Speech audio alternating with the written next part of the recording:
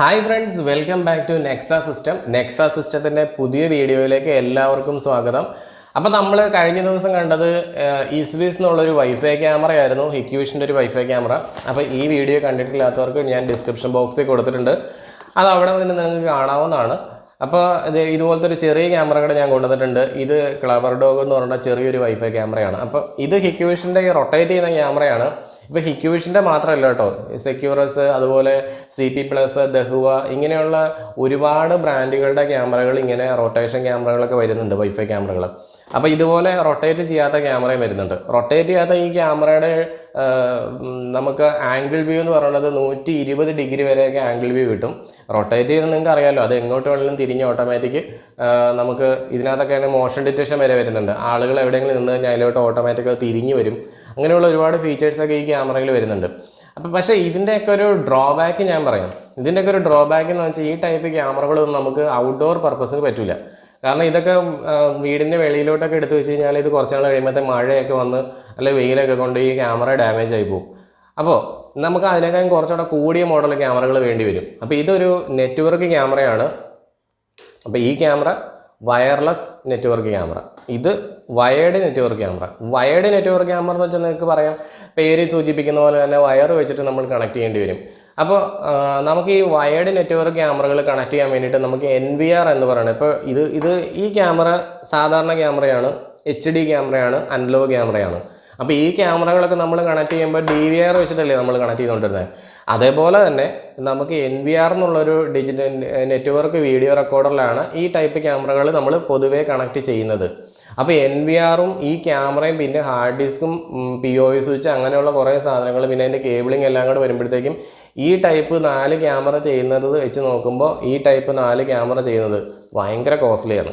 ഇപ്പോൾ ഇതൊക്കെ ഒരു 4 ക്യാമറ ചെയ്യാൻ വേണ്ടി 20,000 രൂപയ്ക്ക് വരുവാണെങ്കിൽ ഈ ക്യാമറയാണ് നമ്മൾ ചെയ്യണമെങ്കിൽ ഒരു 28 രൂപ 30 രൂപയ്ക്ക് എടുത്ത് പോകും. ഓക്കെ, അപ്പോൾ നെറ്റ്വർക്ക് ക്യാമറ എന്ന് വെച്ചാൽ ഡിജിറ്റലാണ്, പ്യുവർലി ഡിജിറ്റൽ. ഇതെന്ന് വെച്ചാൽ അനലോഗാണ്. അനലോഗ് ക്യാമറകൾ ഒരിക്കലും കമ്പ്യൂട്ടറുമായിട്ട് നമുക്ക് കണക്ട് ചെയ്യാൻ പറ്റില്ല, അല്ലെങ്കിൽ മൊബൈൽ ഫോണായിട്ട് ഒന്നും കണക്ട് ചെയ്യാൻ പറ്റില്ല. അതിന് DVR ആവശ്യമാണ്. അപ്പോൾ അനലോഗ് ക്യാമറകൾ കമ്പ്യൂട്ടറായിട്ട് ഞാൻ കണക്ട് ചെയ്യാൻ പറ്റില്ലെന്ന് പറഞ്ഞത് വേറെ ഒന്നുമല്ല, ഇത് നേരിട്ട് കണക്ട് ചെയ്യാൻ പറ്റില്ലെന്നാണ് ഞാൻ പറഞ്ഞത്. DVR വെച്ചിട്ട് DVR നമുക്ക് കമ്പ്യൂട്ടറിലോട്ട് കണക്ട് ചെയ്യാം. അതായത് DVR ഒരു ഡിജിറ്റൽ മീഡിയ ആണ്, പക്ഷേ ഈ ക്യാമറ ഡിജിറ്റൽ അല്ല. അപ്പോൾ ക്യാമറ എന്തെന്ന് വെച്ചാൽ ഈ കേബിളിൽ കൂടെ വരുന്ന സിഗ്നൽസ് അനലോഗാണ്. ആ സിഗ്നൽ നമ്മൾ ഡിജിറ്റലിലേക്ക് മാറ്റിയിട്ട് ഡിജിറ്റലി കൺവേർട്ട് ചെയ്ത ശേഷമാണ് കമ്പ്യൂട്ടറിലോട്ടോ ലാപ്ടോപ്പിലോട്ടോ ഒക്കെ പോകുന്നത്. അപ്പോൾ ഇതെന്ന് വെച്ചാൽ ഡിജിറ്റൽ ആയതുകൊണ്ട് ഇതിൻ്റെ ഭാഷ, ഇതിൻ്റെ ലാംഗ്വേജ് നമ്മുടെ മൊബൈലിനോ കമ്പ്യൂട്ടറിനോ ഒക്കെ മനസ്സിലാവും. അതിന് NVRൻ്റെ ആവശ്യമില്ല. ഇപ്പോൾ ഞാൻ കൊണ്ടുവന്നേക്കണ ക്യാമറ 50 മീറ്ററാണ് നൈറ്റ് വിഷൻ വരുന്നത്, 50 മീറ്റർ IR ഡിസ്റ്റൻസ്. അതായത് ദൂരെ നിൽക്കുന്ന ഒരാളെ വ്യക്തമായിട്ട് 50 മീറ്ററിനുള്ളിൽ കാണാൻ പറ്റും. അപ്പോൾ ഇത് CP+ൻ്റെ ഒരു ക്യാമറയാണ്. ഇപ്പോൾ ഇതേപോലെ HIKVISIOനും ദഹുവയ്ക്കും ഐപിക്സിനും സെക്യൂറസ് എന്ന് പറയുന്ന എല്ലാ ബ്രാൻഡുകൾക്കും ക്യാമറകളുണ്ട്. ഞാനിപ്പോൾ ഒരു എക്സാമ്പിളിന് വേണ്ടിയിട്ട് ഇവിടെ ഉണ്ടായിരുന്ന ഒരു ക്യാമറ എടുത്തെന്ന് മാത്രമേ ഉള്ളൂ. ഓക്കെ, അപ്പോൾ 50 മീറ്റർ നൈറ്റ് വിഷൻ കിട്ടുന്ന ഈ ഒരു ക്യാമറ നമ്മൾ ഈ ഒരു 10 മീറ്ററാണ് ഇതിൻ്റെയൊക്കെ നൈറ്റ് വിഷൻ വരുന്നത്. ഇതൊന്നും നമുക്ക് ഔട്ട്ഡോർ വയ്ക്കാൻ പറ്റില്ല. അപ്പോൾ ഇത് നമുക്ക് റോഡിൽ വയ്ക്കാം, മുറ്റത്ത് വയ്ക്കാം, ഇനിയിപ്പോൾ നമ്മൾ വല്ല മീൻകുളമൊക്കെ ഉണ്ടെന്നുണ്ടെങ്കിൽ അവിടെ കൊണ്ട് വയ്ക്കാം, എവിടെ വേണമെങ്കിലും വയ്ക്കാം. മാത്രമല്ല മഴ നനഞ്ഞാലോ വെള്ളത്തിൽ മുക്കി പിടിച്ചാൽ പോലും വെള്ളം കയറില്ല. കാരണം ഇത് IP 67 ആണ് സ്റ്റാൻഡേർഡ്. അപ്പോൾ IP 67 സ്റ്റാൻഡേർഡ് എന്ന് പറഞ്ഞാൽ 15 മിനിറ്റ് വെള്ളത്തിൻ്റെ ഉള്ളിൽ മുക്കി പിടിച്ചാലും വെള്ളം കയറില്ല എന്നാണ് കമ്പനി അവകാശപ്പെടുന്നത്. ഞാനല്ല, കമ്പനി പറയുന്നതാണ്. അപ്പോൾ ഇനിയിപ്പോൾ നിങ്ങൾ മുക്കി പിടിച്ചിട്ട് വെള്ളം കയറി കഴിഞ്ഞ് എന്നോടൊന്നും പറഞ്ഞേക്കരുത് കേട്ടോ. ഞാൻ ഇതിനകത്ത് എഴുതിയിരിക്കുന്നത് അങ്ങനെയാണ്. IP 67 സ്റ്റാൻഡേർഡ് എന്ന് പറഞ്ഞാൽ അങ്ങനെയാണ്. അതിപ്പോൾ ഒരു ടെക്നോളജി സ്റ്റാൻഡേർഡാണത്. അപ്പോൾ ഈ ക്യാമറ IP 66 ഇതിൽ വെള്ളം സ്പ്രേ ചെയ്താൽ കയറില്ല. അതായത് മഴ പെയ്ത് കഴിഞ്ഞാൽ അത് വെള്ളം കയറില്ല, പക്ഷേ ചിലപ്പോൾ മുക്കി പിടിച്ച് കഴിഞ്ഞാൽ വെള്ളം ചിലപ്പോൾ കയറും. അപ്പോൾ സാധാരണ ഇപ്പം ഞാൻ ഈ വീഡിയോ കാണിക്കുന്നതിൽ ഒരു എവിടെയാണ് അതിൻ്റെ ഇമ്പോർട്ടൻസ് എന്ന് പറഞ്ഞാൽ, സാധാരണ കേസിനകത്ത് ഇത് NVR ഇല്ലാതെ ഇത് കണക്ട് ചെയ്യാൻ പറ്റില്ല. അപ്പം ഞാൻ നിങ്ങളെ കാണിക്കുന്നത് ഇത് NVR ഇല്ലാതെ ഇത്രയും ക്വാളിറ്റി ഉള്ളൊരു ക്യാമറ എങ്ങനെ നമുക്ക് മൊബൈൽ ഫോണിൽ കാണാൻ പറ്റും, അല്ലെങ്കിൽ കമ്പ്യൂട്ടറിൽ കാണാൻ പറ്റും എന്നുള്ളതാണ്. ഇപ്പം നിങ്ങൾ മേടിക്കുമ്പോഴത്തേക്ക് ഇപ്പം എൻ്റെ കയ്യിലിരിക്കുന്ന ക്യാമറയിൽ മെമ്മറി കാർഡ് എന്നുള്ള ഓപ്ഷൻ ഇല്ല. അപ്പോൾ നിങ്ങൾക്ക് മെമ്മറി കാർഡ് ഇടുന്ന ഓപ്ഷനുള്ള ക്യാമറകൾ ഇതുപോലെ ദൂരം കൂടുതൽ കിട്ടുന്ന ക്യാമറകൾ കിട്ടും. അപ്പോൾ 3.6 mm ലെൻസ് അല്ലെങ്കിൽ 2.8 mm ലെൻസൊക്കെയാണ് ഇങ്ങനെ വൈഡ് വ്യൂവിന് വേണ്ടിയിട്ടുള്ള ലെൻസുകൾ.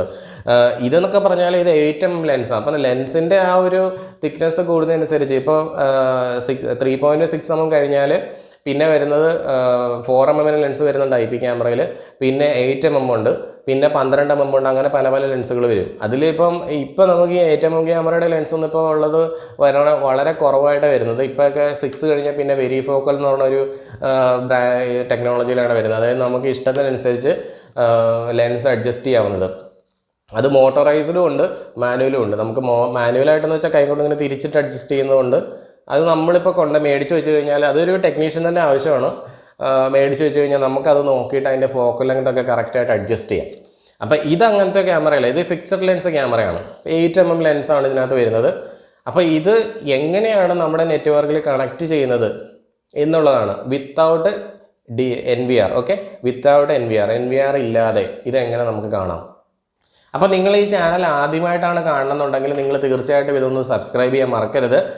അതുപോലെ നമ്മുടെ തൊട്ടടുത്ത് കാണുന്ന ബെൽ ബട്ടൺ കൂടെ ഒന്ന് പ്രസ് ചെയ്ത് കഴിഞ്ഞാൽ നിങ്ങൾക്ക് ഞാനിടുന്ന വീഡിയോസ് അപ്പോൾ തന്നെ നിങ്ങളുടെ മുമ്പിലേക്ക് ഒരു നോട്ടിഫിക്കേഷനായിട്ട് വരും മൊബൈൽ ഫോണിൽ. നെക്സ്റ്റ് നമുക്ക് ചെയ്യാൻ പോകുന്നത് എങ്ങനെയാണ് നമ്മുടെ പാസ്വേഡ് എങ്ങനെയാണ് ക്രാക്ക് ചെയ്യണമെന്നുള്ള വീഡിയോ ആണ് കേട്ടോ. അപ്പോൾ അത് കാണാൻ വേണ്ടിയിട്ട് ഈ ചാനലൊന്ന് സബ്സ്ക്രൈബ് ചെയ്യാൻ മറന്നു പോകരുത്. ഓക്കെ, അപ്പോൾ വൈകിക്കുന്നില്ല, നമുക്ക് ഉടൻ തന്നെ വീഡിയോയിൽ. അപ്പം ഞാൻ ഇതിൻ്റെ കണക്ഷൻ ഡയഗ്രാം ചെയ്യാൻ പോവാണ്. അപ്പോൾ നമ്മൾ കണക്ട് ചെയ്യേണ്ടത് ഇതുപോലെയാണ്. നമ്മൾ ക്യാമറയിൽ നിന്ന് ഒരു RJ45 കേബിൾ എടുത്തിട്ട്, അതായത് ഒരു പാച്ച് കോഡ് എടുത്തിട്ട് നമ്മൾ നമ്മുടെ വൈഫൈ റൗട്ടറിലേക്ക് കണക്ട് ചെയ്യുക. ഇനി മറ്റൊരു പാച്ച് കോഡ് എടുത്ത ശേഷം വൈഫൈ റൗട്ടറിൽ നിന്നും നേരെ നമ്മുടെ ലാപ്ടോപ്പിലോട്ട് കണക്ട് ചെയ്യുക.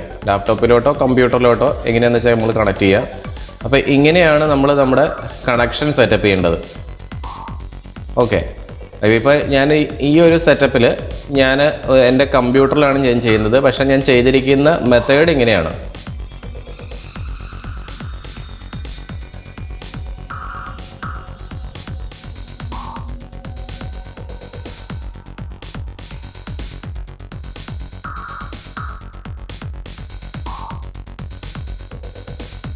അപ്പോൾ അത് CP+ൻ്റെ വെബ്സൈറ്റിൽ ചെന്നിട്ട് നമുക്ക് ക്യാമറയുടെ IP അഡ്രസ്സ് കണ്ടുപിടിക്കാനുള്ള സോഫ്റ്റ്വെയർ ഡൗൺലോഡ് ചെയ്യുക.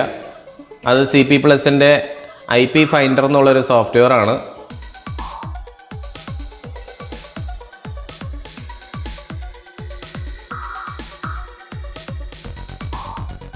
അപ്പോൾ ഞാനിവിടെ കാണിച്ചേക്കണ ഒരു സോഫ്റ്റ്വെയർ ഡൗൺലോഡ് ചെയ്യുക, CP+ IP ഫൈൻഡർ.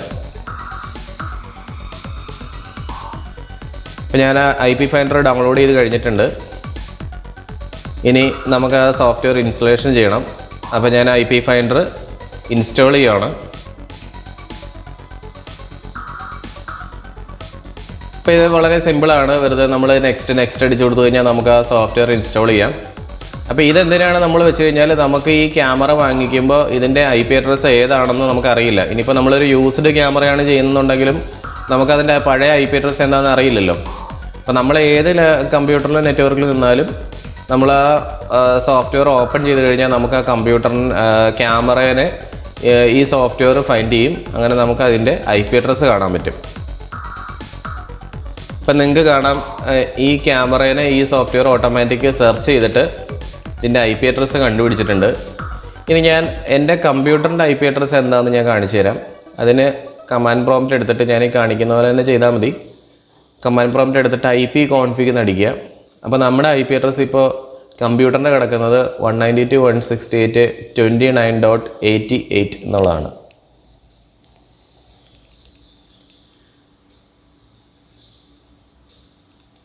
പക്ഷേ ക്യാമറയുടെ IP അഡ്രസ്സ് കണ്ടോ, വേറൊരു റേഞ്ചിലാണ് കിടക്കുന്നത്. അതായത് അത് 1 ഡോട്ട് റേഞ്ചിലും നമ്മുടെ 29 ഡോട്ട് റേഞ്ചിലുമാണ്.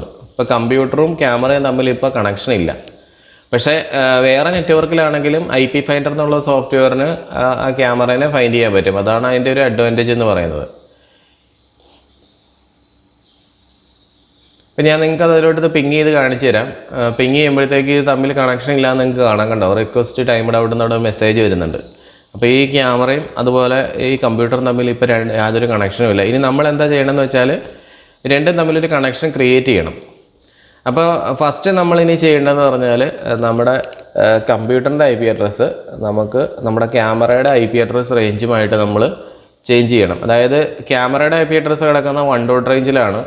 അപ്പോൾ നമ്മുടെ കമ്പ്യൂട്ടറിൻ്റെ IP അഡ്രസ്സും ആ 1 ഡോട്ട് റേഞ്ചിലേക്ക് തന്നെ ഇട്ടിട്ട് നമുക്ക് ക്യാമറേനെ ഒന്ന് ആക്സസ് ചെയ്യാം.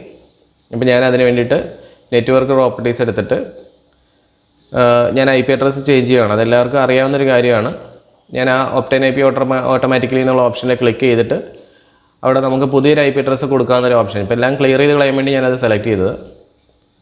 ഇനി 192.168.29 അല്ല 1.1.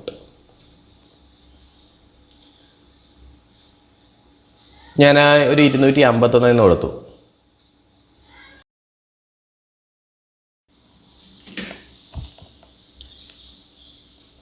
അപ്പോൾ ഞാൻ IP അഡ്രസ്സ് കൊടുത്തു. ഇപ്പോൾ നമ്മുടെ ഇതിൽ ക്യാമറയായിട്ട് കണക്ഷൻ ഉണ്ടോ എന്ന് ജസ്റ്റ് ഒന്ന് ചെക്ക് ചെയ്ത് നോക്കാം. ഞാൻ ഇന്ന് പിങ് ചെയ്ത് കാണിച്ചു തരാം. Ping space 192.168.1.250. ഓക്കെ, ഇതെന്ന് പറയുന്നത് ക്യാമറയുടെ IP അഡ്രസ്സ് ആയിരുന്നു. ഇപ്പോൾ നോക്കി റിപ്ലൈ വരുന്നുണ്ട്. നമ്മുടെ ക്യാമറയും അതുപോലെ നമ്മുടെ കമ്പ്യൂട്ടറും തമ്മിൽ ഇപ്പോൾ കണക്റ്റഡ് ആണ്. ഇനി ഞാനൊന്ന് ബ്രൗസർ എടുത്തിട്ട് നമുക്ക് അതിനൊന്ന് IP അഡ്രസ്സ് ഒന്ന് ചേഞ്ച് ചെയ്തിട്ട് നമ്മുടെ നെറ്റ്വർക്കിലേക്ക് തന്നെ കൊണ്ടുവരണം. അതായത് 29 റേഞ്ചിലേക്ക് തന്നെ നമുക്ക് ക്യാമറേനെയും കൊണ്ടുവരണം. അല്ലെങ്കിൽ നമുക്ക് ക്യാമറയിൽ ഇൻ്റർനെറ്റ് കിട്ടില്ല. കാരണം 1 റേഞ്ചിലല്ലല്ലോ നമ്മുടെ മോഡം ഇരിക്കുന്നത്. ഓക്കെ, ക്യാമറയുടെ യൂസർ ഐഡിയും പാസ്വേഡും കൊടുക്കുക. ഈ ക്യാമറയുടെ യൂസർ ഐഡിയും പാസ്വേഡും നിങ്ങൾ പുതിയതാണ് വാങ്ങിക്കുന്നതെങ്കിൽ ക്യാമറയിൽ തന്നെ നോട്ട് ചെയ്തിട്ടുണ്ടാവും. ക്യാമറയുടെ കൂട്ടത്തിലൊരു ന്യൂസ് ലെറ്റർ ഉണ്ടാവും, അതിനകത്ത് നോട്ട് ചെയ്തിട്ടുണ്ടാവും. ഓക്കെ, പാസ്വേഡ് എന്താണെന്ന് നമ്മൾ അറിയണം, എന്നാണ് നമുക്ക് ലോഗിൻ ചെയ്യാൻ പറ്റുള്ളൂ. ഇപ്പോൾ പഴയതൊക്കെയാണ് നിങ്ങൾ പാസ്വേഡ് മറന്നുപോയെങ്കിൽ ചെയ്യാൻ പറ്റില്ല. അപ്പോൾ നേരെ നമുക്ക് അറിയാം, ഈ ക്യാമറ എന്ന് പറയുന്നത് ഒരു കമ്പ്യൂട്ടർ പോലെ തന്നെയാണ്. നമ്മളിപ്പോൾ ക്യാമറയ്ക്കുള്ളിലേക്കിട്ടാണ് ലോഗിൻ ചെയ്തേക്കുന്നത്. ഇത് തന്നെയാണ് ശരിക്കും പറഞ്ഞാൽ IP ക്യാമറയും അതുപോലെ അനലോഗ് ക്യാമറയും തമ്മിലുള്ള മെയിൻ ഡിഫറൻസ് എന്ന് പറയുന്നത്. അപ്പോൾ ഞാൻ DHCP എനേബിൾ ചെയ്തിട്ട് ഒപ്റ്റൈൻ IP ഓട്ടോമാറ്റിക്കലി എന്നുള്ള ഓപ്ഷൻ ഇട്ടു. അപ്പോൾ ഈ സമയത്ത് മോഡം നമ്മുടെ ക്യാമറയ്ക്ക് ഒരു IP അഡ്രസ്സ് കൊടുക്കും. ഇനി ഞാൻ നമ്മുടെ കമ്പ്യൂട്ടറിൽ വന്നിട്ട് കമ്പ്യൂട്ടറിൻ്റെ IP അഡ്രസ്സും അതേപോലെ തന്നെ ഞാൻ ചേഞ്ച് ചെയ്ത് കൊടുക്കുകയാണ്. ഒപ്റ്റൈൻ IP ഓട്ടോമാറ്റിക്കലി തന്നെ ഞാൻ ഇടാൻ പോവുകയാണ്. അപ്പോൾ എൻ്റെ കമ്പ്യൂട്ടറിനും മോഡം ഒരു IP അഡ്രസ്സ് ഇപ്പോൾ തരും. അപ്പോൾ അങ്ങനെ വരുമ്പോഴത്തേക്ക് ആ 2 IP അഡ്രസ്സും സെയിം റേഞ്ചിൽ തന്നെ ആകുന്നതുകൊണ്ട് നമുക്ക് പരസ്പരം ക്യാമറയും കമ്പ്യൂട്ടറും തമ്മിൽ കണക്റ്റ് ആവും.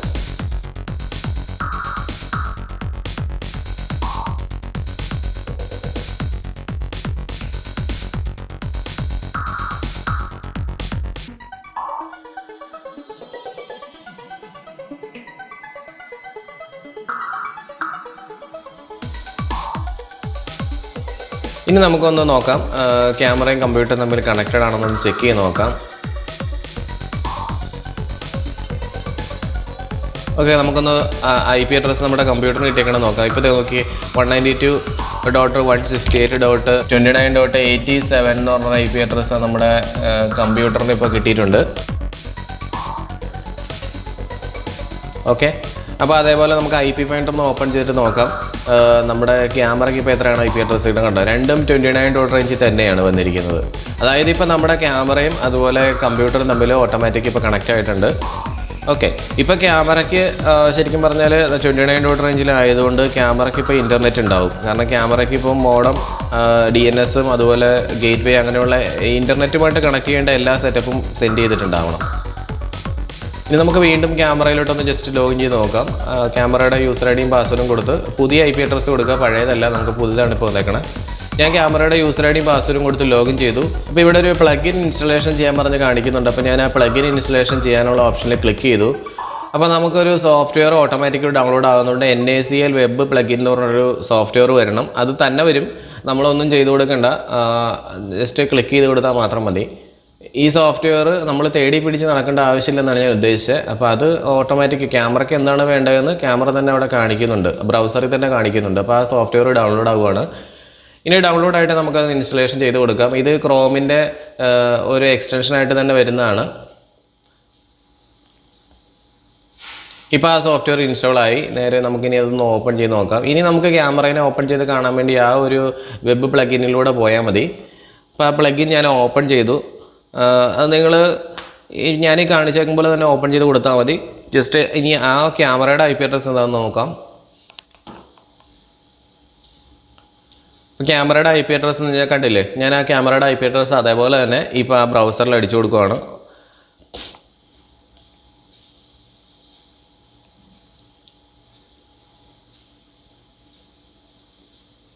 ഓക്കെ, ഇപ്പോൾ നമുക്ക് ഒരു ക്രോമിലെടുത്ത അതേ ഓപ്ഷൻ തന്നെയാണ് ഇവിടെ കാണിക്കുന്നത്. നമ്മളിനി ക്യാമറയായിട്ട് ജസ്റ്റ് ലോഗിൻ ചെയ്യുകയാണ്. ക്യാമറയായിട്ട് ലോഗിൻ ചെയ്യുമ്പോൾ യൂസർ ഐഡിയും പാസ്വേഡും കൊടുക്കുക. എന്നുവെച്ചാൽ ലോഗിൻ എന്നുള്ള ബട്ടൺ ക്ലിക്ക് ചെയ്യുക. അപ്പോൾ ആ സമയത്ത് ഇപ്പോൾ നിങ്ങൾക്ക് കാണാം ക്യാമറ ഇപ്പോൾ കണക്റ്റഡ് ആയി. നമുക്ക് ക്യാമറേനെ ഇപ്പോൾ കാണാൻ പറ്റുന്നുണ്ട്, കണ്ടോ. അപ്പോൾ വളരെ സിമ്പിളായിട്ട് നമ്മളിപ്പോൾ ക്യാമറേനെ കണക്ട് ചെയ്തു. അപ്പോൾ ഇതിനകത്ത് നിങ്ങൾക്ക് അറിയേണ്ടത് ഒറ്റ കാര്യം മാത്രമേ ഉള്ളൂ. IP അഡ്രസ്സിനെ പറ്റി ജസ്റ്റ് മാത്രം അറിഞ്ഞാൽ മതി. ഞാൻ IP അഡ്രസ്സിൻ്റെ വീഡിയോ ഞാൻ ചെയ്യുന്നുണ്ട്, അപ്പോൾ നിങ്ങൾക്കത് കൃത്യമായിട്ട് മനസ്സിലാവും. ഇനി നമുക്ക് എന്താ ചെയ്യേണ്ടതെന്ന് വെച്ചാൽ, ഇനി നമുക്ക് സെക്കൻഡ് സ്റ്റെപ്പിൽ ചെയ്യാനുള്ളത് നമ്മുടെ മൊബൈലിൽ ചെയ്യാൻ വേണ്ടിയിട്ടുള്ള ഓപ്ഷൻസാണ്. നമ്മൾ അതിലേക്ക് കടക്കുവാണ്. അതിന് വേണ്ടിയിട്ട് ഇപ്പോൾ നമ്മുടെ ക്യാമറയുടെ സെറ്റിങ്സിലേക്ക് പോയി കഴിഞ്ഞാൽ നിങ്ങൾക്ക് കാണാം ക്യാമറ ഇപ്പോൾ നെറ്റ്വർക്കിൽ കണക്റ്റഡ് ആയിട്ടുണ്ടെന്ന് ഞാൻ ആദ്യം പറഞ്ഞിരുന്നു. അപ്പോൾ അത് എങ്ങനെയാണെന്നുള്ള കാര്യം നോക്കാം. അപ്പോൾ അതിൽ നമുക്ക് പ്ലാറ്റ്ഫോം ആക്സസ് എന്നുള്ളൊരു ഓപ്ഷനുണ്ട്. TCP IP അങ്ങനെ പലതുണ്ട്. നമ്മൾ എടുക്കേണ്ടത് പ്ലാറ്റ്ഫോം ആക്സസ് ആണ്. പ്ലാറ്റ്ഫോം ആക്സസ് ഓപ്പൺ ചെയ്യുക. പ്ലാറ്റ്ഫോം ആക്സസ് ഓപ്പൺ ചെയ്യുമ്പോൾ നിങ്ങൾക്ക് കാണാൻ പറ്റും ക്യാമറ ഇപ്പോൾ ഓൺലൈൻ എന്നവിടെ എഴുതിയിട്ടുണ്ട്. കാരണം ക്യാമറയ്ക്ക് ഇപ്പോൾ IP അഡ്രസ്സ് കൊടുത്തിരിക്കുന്ന മോഡമാണ്, അതുകൊണ്ട് ഇൻ്റർനെറ്റിൽ കണക്റ്റ് ആയിട്ടുണ്ട്. അപ്പോൾ നമ്മൾ ഇനി അടുത്തത് ചെയ്യേണ്ടതെന്ന് വെച്ചാൽ ഒരു സോഫ്റ്റ്വെയർ മൊബൈലിൽ ഡൗൺലോഡ് ചെയ്യണം. അതിന് ഞാൻ എൻ്റെ ആൻഡ്രോയിഡ് ഫോണാണ്. ഞാൻ ആ സോഫ്റ്റ്വെയറിൽ പ്ലേ സ്റ്റോറിലേക്ക് പോവാണ്. പ്ലേ സ്റ്റോറിൽ ചെന്നിട്ട് നമുക്ക് CP Plusൻ്റെ ഒരു സോഫ്റ്റ്വെയർ ഉണ്ട്. അതാണ് CP Plusൻ്റെ ക്യാമറകൾ കാണാൻ ഉപയോഗിക്കുന്നത്. അപ്പോൾ അതിൻ്റെ പേര് GC Mob എന്നാണ്. ആ GC Mob സോഫ്റ്റ്വെയർ ഞാൻ ഡൗൺലോഡ് ചെയ്യുകയാണ്. അപ്പോൾ മറ്റ് സോഫ്റ്റ്വെയറുകൾ ഉപയോഗിച്ചിട്ട് ഈ ക്യാമറ കാണാൻ പറ്റില്ല. അവരുടെ തന്നെ സോഫ്റ്റ്വെയർ ഉപയോഗിക്കണം. അതെല്ലാ കമ്പനികൾക്കും അങ്ങനെയാണ്. അപ്പോൾ ഞാൻ GC Mob എന്നുള്ള സോഫ്റ്റ്വെയർ ഇൻസ്റ്റലേഷൻ ഇപ്പോൾ ചെയ്തുകൊണ്ടിരിക്കുകയാണ് എൻ്റെ ഫോണിൽ. ഇൻസ്റ്റലേഷൻ ചെയ്ത ശേഷം നമ്മൾ ആ സോഫ്റ്റ്വെയർ ഒന്ന് ഓപ്പൺ ചെയ്യുക. അപ്പോൾ GC Mobൻ്റെ ഒരു ഓപ്ഷനെ കാണിക്കുന്നുണ്ട്. നമ്മളിതിനകത്ത് വേറെ മാറ്റങ്ങളൊന്നും വരുന്നുണ്ട്. വെറുതെ നെക്സ്റ്റ് എന്ന് തന്നെ കൊടുക്കുക. എന്നിട്ട് നമ്മുടെ ഫോണിൽ ആക്സസ് കൊടുക്കുക. അലോ എന്നുള്ള ഓപ്ഷൻ കൊടുക്കുന്നു. ദെൻ ക്യാമറയാണ് നമ്മൾ കണക്ട് ചെയ്യാൻ പോകുന്നത്. നെക്സ്റ്റ് എന്ന് അടിക്കുന്നു. അപ്പോൾ ഇവിടെ ഒരു സബ്സ്ക്രിപ്ഷൻ്റെ കാര്യങ്ങളൊക്കെ ചോദിച്ചിട്ടുണ്ട്. അതൊക്കെ ചുമ്മാ ഒന്ന് നോക്കിയ ശേഷം വായിക്കണമെങ്കിൽ വായിക്കാം, അല്ലെങ്കിൽ വെറുതെ ക്യാൻസൽ ചെയ്താലും മതി. വേറെ അതിനകത്ത് പ്രത്യേകിച്ച് കാര്യങ്ങളൊന്നും ചെയ്യാനില്ല. അതിനകത്ത് സെറ്റപ്പ് ഒന്നുമില്ല. ഓക്കെ എന്ന് അടിച്ചു വിടുക. ഓക്കെ, ഇനി നമുക്ക് വേണ്ടത് ഒരു അക്കൗണ്ട് ക്രിയേറ്റ് ചെയ്യുക എന്നുള്ളതാണ്. ഞാനിപ്പോൾ അക്കൗണ്ട് ക്രിയേറ്റ് ചെയ്യാൻ വേണ്ടി പോവാണ്. അപ്പോൾ ഇൻസ്റ്റ ഓൺ ക്ലൗഡ് ID നമുക്ക് ആവശ്യമുണ്ട്. അപ്പോൾ ഇൻസ്റ്റ ഓൺ ക്ലൗഡ് ID ആണ് നമ്മൾ ഈ അക്കൗണ്ടിലൂടെ നമ്മൾ ക്രിയേറ്റ് ചെയ്യുന്നത്. അപ്പോൾ അതിൽ നിങ്ങൾക്ക് ഇപ്പം അക്കൗണ്ട് ഉണ്ടെന്നുണ്ടെങ്കിൽ ലോഗിൻ ചെയ്യാം. ഇല്ലെന്നുണ്ടെങ്കിൽ ഇവിടെ രജിസ്റ്റർ എന്നുള്ള ഓപ്ഷനിൽ ക്ലിക്ക് ചെയ്ത് കഴിയുമ്പോൾ ഒരു പേജ് തെളിഞ്ഞ് വരും. ആ പേജിൽ അവർ ചോദിച്ചിരിക്കുന്ന കാര്യങ്ങളൊക്കെ ജസ്റ്റ് എൻ്റർ എടുത്തിട്ട് ഓക്കെ എന്ന് അടിച്ചു കഴിഞ്ഞാൽ പുതിയൊരു അക്കൗണ്ട് ക്രിയേറ്റ് ആകും. വളരെ സിമ്പിളായിട്ട്. ഇപ്പോൾ ഫേസ്ബുക്കിലൊക്കെ നമ്മളൊരു അക്കൗണ്ട് എടുക്കില്ല, അതുപോലെ തന്നെ വളരെ സിമ്പിളായിട്ടുള്ളൊരു സ്റ്റെപ്പ് മാത്രമേ ഉള്ളൂ.